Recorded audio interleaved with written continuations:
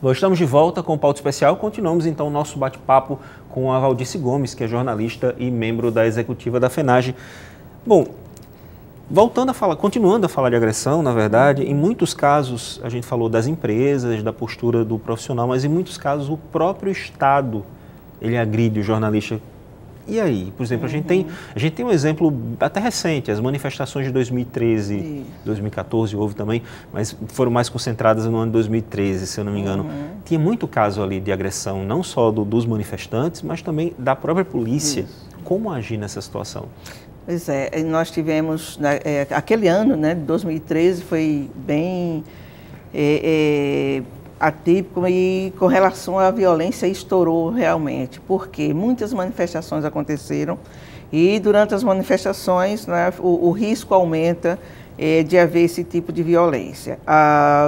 No ano de 2013, muitas daquelas manifestações, a gente via a agressão por parte da polícia, né? Não só contra a manifestação, mas contra próprios jornalistas. Tivemos várias reuniões com os órgãos de segurança. E nesse protocolo que nós falamos com o Ministério da Justiça, também inclui um manual, que as polícias tenham um manual de procedimentos nas manifestações, né?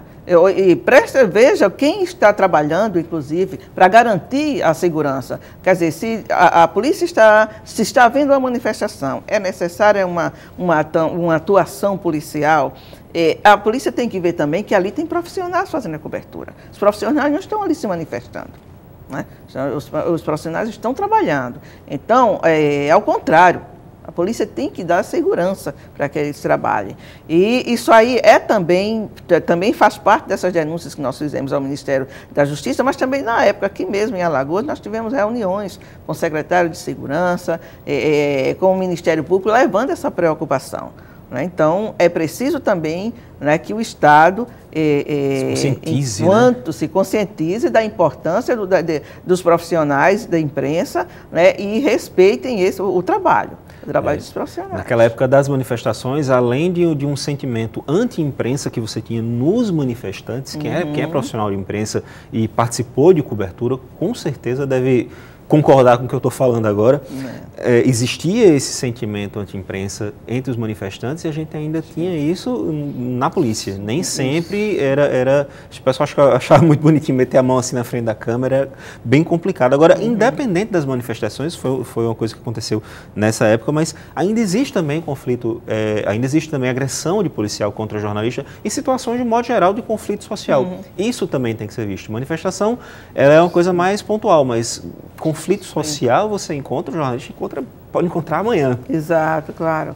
É sobre isso que a gente pede também a criação dessa norma, né, de uma regra de procedimento da ação policial, enfim, né, seja nas manifestações, seja em conflitos, seja onde foi que seja necessária a cobertura da imprensa e que esses profissionais sejam presentes. Infelizmente, também naquele ano, e já 2014, o que temos visto também é agressão por parte de manifestantes. Exato. Os próprios manifestantes também,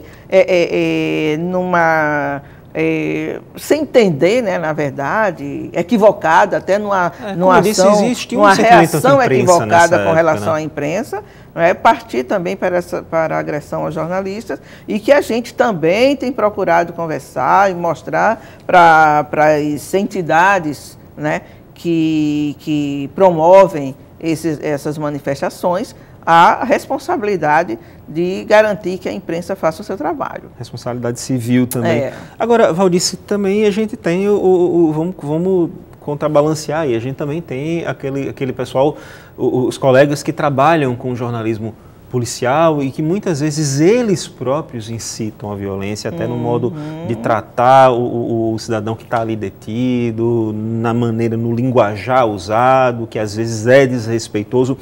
Isso de alguma forma também contribui para incitar, para que o jornalista se torne alvo também de crime?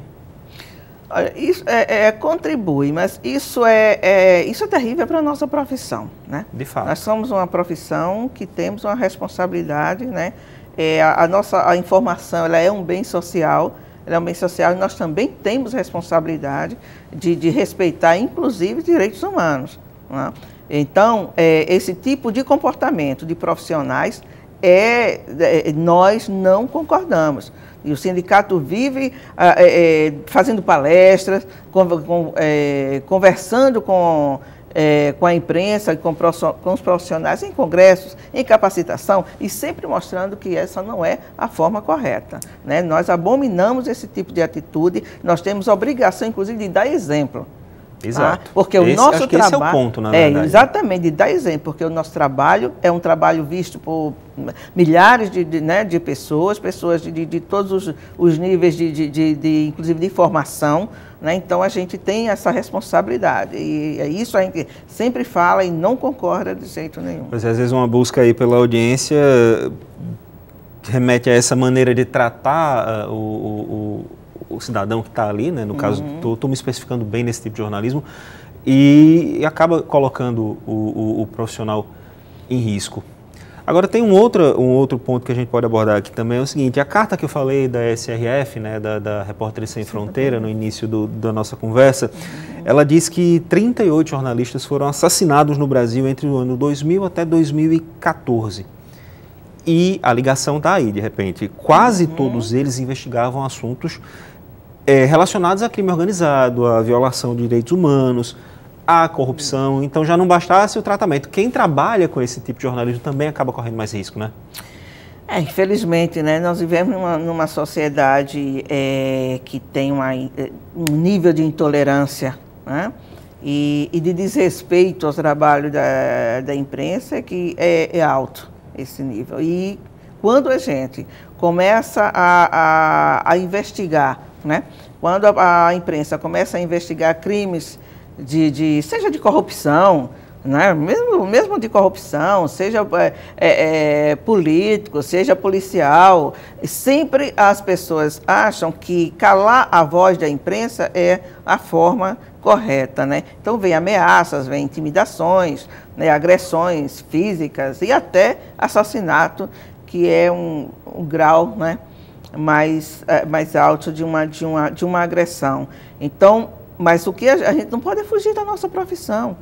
Não pode, porque aí é que está o risco da democracia, o que corre a democracia. A partir do momento que, por uma ação dessas pessoas que não querem que os crimes sejam investigados, que não querem que notícias que de repente vão de encontro ao que querem que seja divulgado, né, aparecem na imprensa, elas não podem querer resolver isso calando a imprensa, né? Então, a gente precisa continuar assim. Agora, as instituições que têm que garantir o trabalho da imprensa. Tanto as empresas quanto o Estado. Exatamente, tanto as empresas como o Estado, e o Estado principalmente, né? Porque essa ação criminosa que tenta calar justamente os profissionais que têm a responsabilidade de dar voz, né? De dar voz à população, de dar voz à sociedade, que precisa tomar conhecimento, sim, né?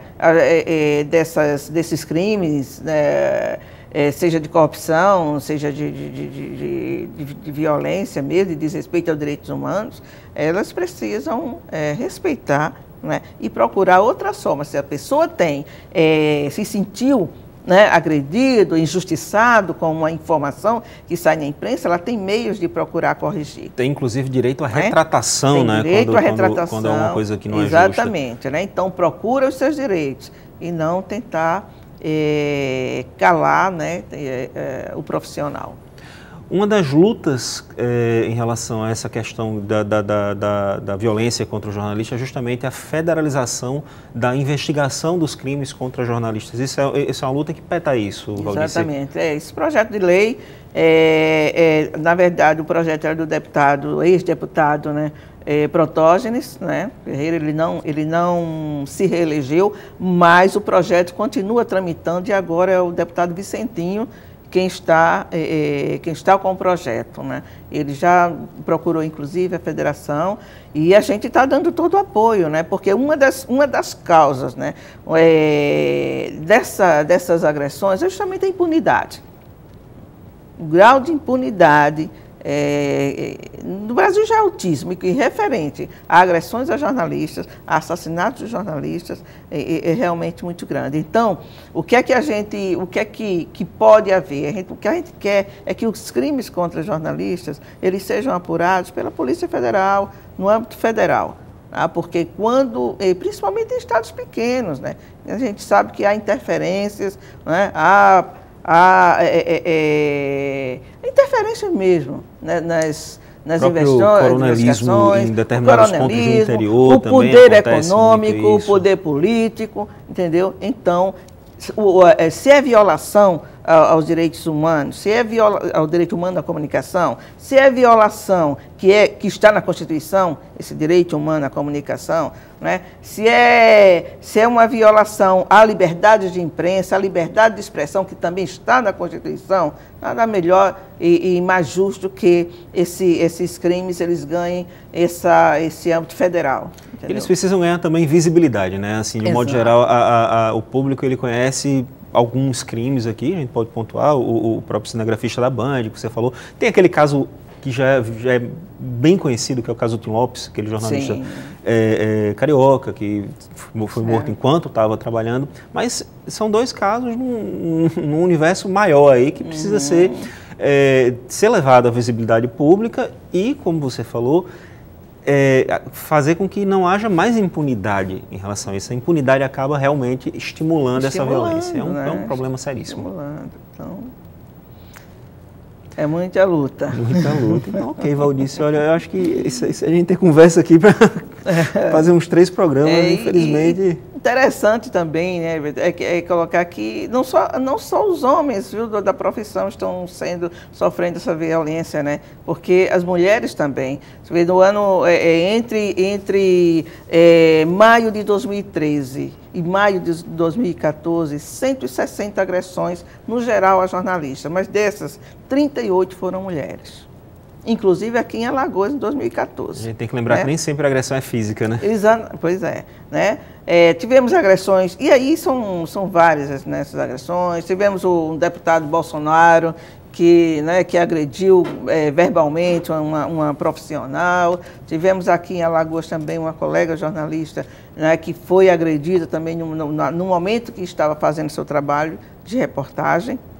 Então, está realmente sem freio, sem limites, né? A gente precisa frear isso aí.